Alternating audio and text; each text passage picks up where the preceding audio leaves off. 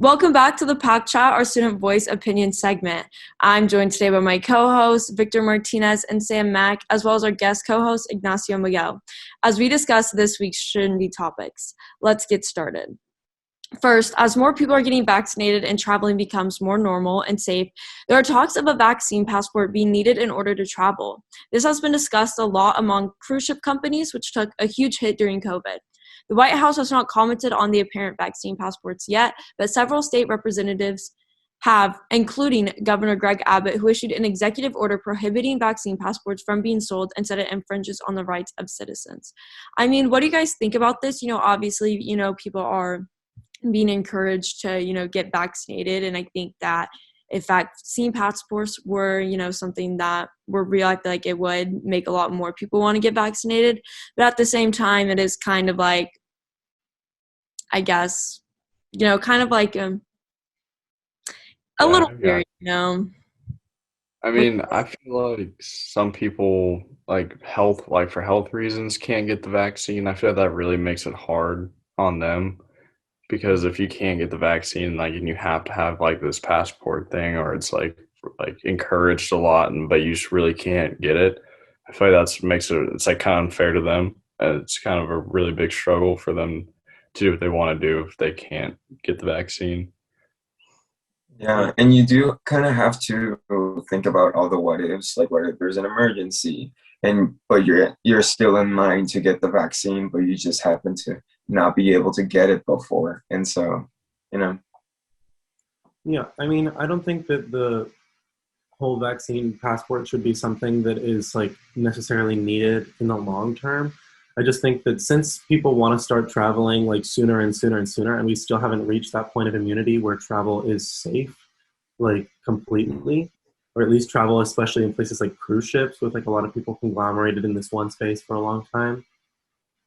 I think it's like definitely understandable for a company to say that like we want the people who are here to be vaccinated, at least for this time. Like once we reach a point where the general population has been vaccinated enough that it's safe for unvaccinated people, like then I think that obviously there would be no need for that.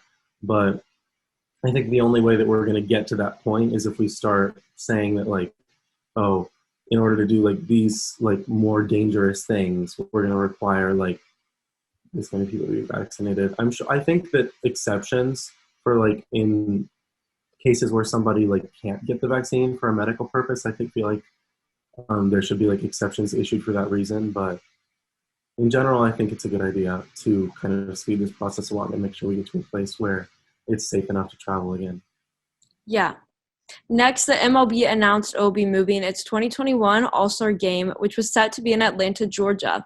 But after civil rights groups expressed concern over a new voter law that could potentially restrict voter access to people of color, the game was moved.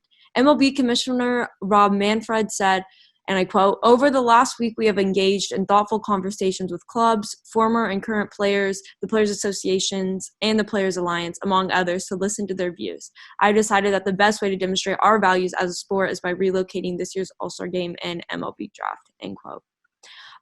What do you guys think about this? I read on Twitter that people are so upset by this, and we're kind of outraged at the MLB for moving this game. What do you guys think about it? I don't know if you guys have heard anything. I mean, I think for something that's like that big, because it's not like it's a small event, like that a lot of people know about, like a ton do. And I think moving it, I feel like there's like it has its pros and cons. So I think definitely moving it, you're definitely giving it like a lot better, like not saying like safe like environment because you don't know if there's like protesting like riots going on, you know what I mean, or anything like that. So I think that was a good way, like that's a good reason to move it. But I don't think moving it to like just move like because of that. I think it's just very 50-50. Like there's like a fine line between like what was good about it and what was bad. In like my opinion, I don't think it's like the end of the world, but I don't think I see why other people will be mad that they moved it because I also believe that they could have kept it in Atlanta. I think Yeah, it's definitely not the end of the world. However, I think it's an amazing thing to do in order to take a stand. I think the commissioner is like his intentions in saying that they kind of want to it seems like his intentions in relocating it is kind of to like not shift the focus of what's going on in Atlanta to this game, to this like thing that like isn't as like important as making sure that people like have the right to vote, or you know, kind of like getting rid of voter suppression and everything. But I also feel like it seems tone deaf in a sense that it's like almost like he's trying to make sure that this game is only paid attention to like with the regard of like what it's supposed to be, I guess. Like it's like he doesn't want any like distractions or something like that, or like for like the focus to be shifted, or for anything like to happen like that's unexpected, or that like isn't what he wants to happen, I guess. So I understand why people would be mad, because it's kind of like he's trying to be like, let's not worry about that issue, let's just go somewhere else, we don't want to like deal with that. Yeah, I can definitely see that. Last, the Texas Education Agency has decided to make students take the STAR test this year in person despite concerns from parents, students, and teachers. As students arrived to school yesterday to take the test online, the site crashed for all of Texas, and the majority of students were sent back home for the day.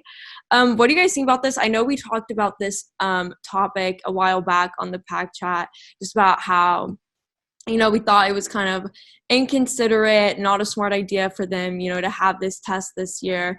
And then, you know, it's kind of almost, oh, we told you so, you know, when they show up and it crashes, you know. And I saw a tweet from a teacher, and he was like, you realize that the majority of students who came yesterday to take this test, that you forced to come to school and, you know, risk their safety, you know, risk people they live with their safety. And then now they're going to have to come back, because it's not like you had a whole year, you know, to get this together or anything. So, I mean, what do you guys think? I mean, I agree. I genuinely think it's karma. I think that I think they should have just waited to take this test. I don't really think it's so like earth changing that they needed to send all these kids to take the STAR test. I feel like they could have given them a year, because they have to take it again next year anyway. I mean, it's not like they're not going to know if they haven't learned or anything. Yeah. And I think it's just with this year specifically, I don't know, this like online format and everything doesn't work for a lot of people. And I feel like it's unfair to like force these kids of all these different grade levels into a test that like for a lot of them is supposed to determine whether or not they go on to the next year. Like I think that this year has been like a very different circumstance than anything that's ever happened before. And I feel like the concerns of those people that we're talking about, how they should just like not have the STAR test this year, were right. And definitely the whole thing about them crashing, which also like it feels like karma, which also the thing about that crashing makes me worried for AP tests, with how many people are going to be taking the same AP test at the time. I very much wonder how that's going to work out. But yeah, I don't know. I hope that they are able to find like a solution that works for people and isn't putting people in danger. I mean, like the STAR test is already debatable on whether it does its job of proving what you've learned throughout the year, and whether you should be able to go to the next year grade for them to also really enforce it this year, when you really want to keep people out of risk. Mm-hmm. Yeah. For sure. That is some good feedback. That's all I have for today. Remember, to Wolfpack, there's always time to chat.